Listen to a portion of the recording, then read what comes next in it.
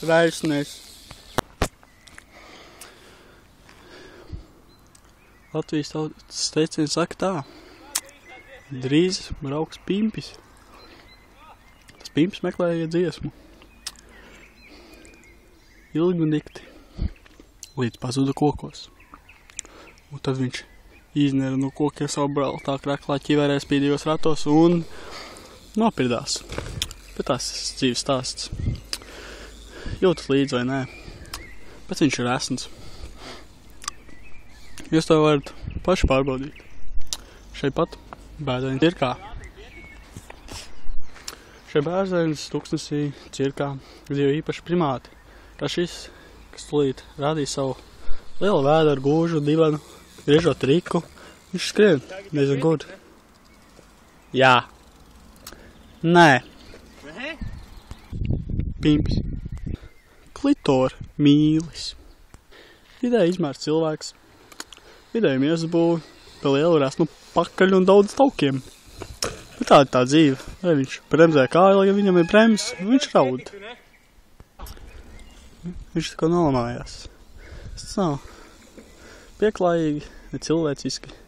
Bet tāda dzīve. Viņš lietoja krievu lamu vārdus. Kā, teiksim, bpī. Jā. Lai vēl pa viņu pastāstu. Man liekas, to minēju, bet viņš ir esns. Izglītots, bet ir esns.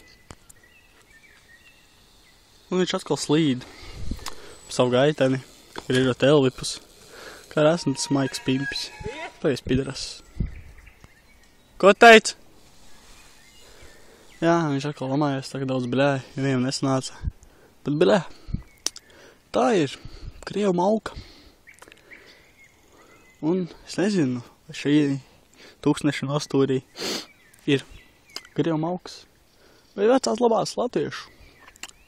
Liela pupi, labas kājas, smuga dirsa. Nu jā, tāds ir šis stāsts par viņu maukām, kurus viņš sauc. Uz savu velosipēdu, nevēlas padrieskoties, palaņģēties un notievēt. Un jā, viņam atkal nesanāca. Bet to arī ir stāsts. Kā viņam nesanāca ar krievu maukām. Padrieskoties, paviņķelēties. Patīrīt zobus, pasundīt snikeri. Jā, viņš ir resns, bet izglītots. Un viņš atkal slīd savu resno augumu, griežot riku. Ko tagad teiksi? Kas ir? Viņš atkal lamājās. Viņš ir Pimpis. Tev nogāja?